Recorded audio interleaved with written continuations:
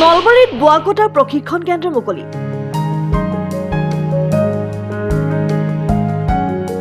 নলবাৰীৰ অৰৰাত grand Thornton ভাৰতৰ উদ্যোগত HDFC বেংকৰ সহযোগত বোৱা কটাৰ প্ৰশিক্ষণ কেন্দ্ৰ মুকলি। কেন্দ্ৰটো মুকলি কৰে ৰাজ্য চৰকাৰৰ হস্ততাঁত আৰু বস্ত্ৰতাঁত বিভাগৰ ক্ষেত্ৰ বিষয়া সুভাষ খাউদে। বোৱা কটাৰ প্ৰশিক্ষণেৰে মহিলাসকলক আৰ্থিকভাৱে স্বাৱলম্বী কৰি তোলাৰ উদ্দেশ্যে মুকলি কৰা এই প্ৰশিক্ষণ কেন্দ্ৰত 20 গৰাকী মহিলাক দিয়া হ'ব প্ৰশিক্ষণ।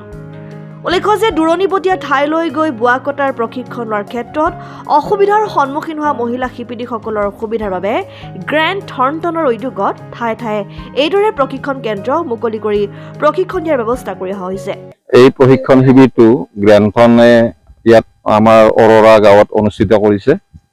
আমাৰ HDFC বেংকৰ সহযোগত তেওঁলোকে এই প্ৰগ্ৰেমটো ইয়াত অনুষ্ঠিত কৰিছে আৰু অৰৰা গাঁৱৰ যিখিনি গ্ৰাম্য মহিলা আছে তেখেতসকলৰ যি মানে ধৰক এনেতো কাপোৰ আমাৰ অসমৰ বোৱনী বাইবাৰ শিপিনী বুলি কোৱা হয় আৰু অসমৰ শিপিনীক মানে কয় যে জন্মলগ্নৰ পৰা তেওঁলোক শিপিনী, কিন্তু কথাটো হ'ল কি তেওঁলোকৰ কিছুমান মানে টেকনিকেল ডিফেক্ট থাকে যিবিলাক ধৰক তেখেতসকলে কাপোৰ বই কিন্তু হয়তো তেখেতসকলে সঠিক লেং ব্ৰেথ কিমান হ'ব লাগে সেইখিনি কথা তেওঁলোকে হয়তো নাজানে, বা এখন গামোচাৰ কিমান দীঘল বহল লাগে, এখন চাদৰৰ কিমান দীঘল বহল লাগে, বা কেনেকুৱা ধৰণে বাতি আমি ধৰক যিটো গাঁৱলীয়া পদ্ধতিত বাতি কাঢ়ো সেই বাতিটো ধৰক তেখেতসকলে এতিয়া ড্ৰামত কাঢ়িব পাৰিব।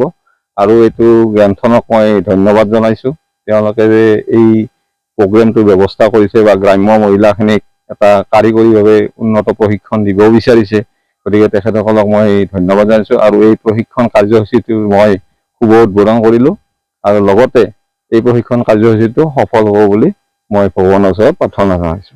তো আমি আজি weaving common facility centre weaving related মানে অপেনিং ইনগ্ৰেশ্যন কৰা হৈছে। তো ইয়াতে আমি মেইনলি হেণ্ডলুমৰ ওপৰত কাম কৰিম বুলি ভাবিছো। তো ষ্টাৰ্টিঙত আমি পৰহিৰ পৰা বাতি কাঢ়া ট্ৰেইনিংটো ষ্টাৰ্ট কৰা হ'ব। 20 গৰাকী আমি ট্ৰেইনিঙত ফাৰ্ষ্ট বেচ কৰা হ'ব।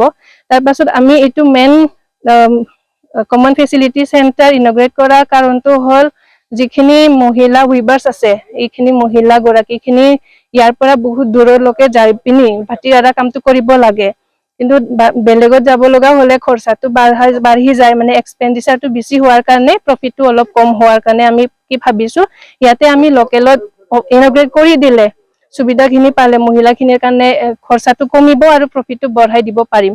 এইটো উদ্দেশ্যটো লৈ পিনি আমি ইয়াতে এইটো ইনগ্ৰেট কৰা হৈছে।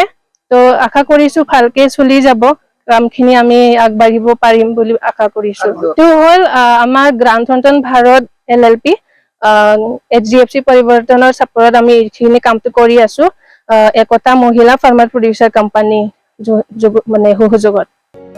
News desk report, Assam time.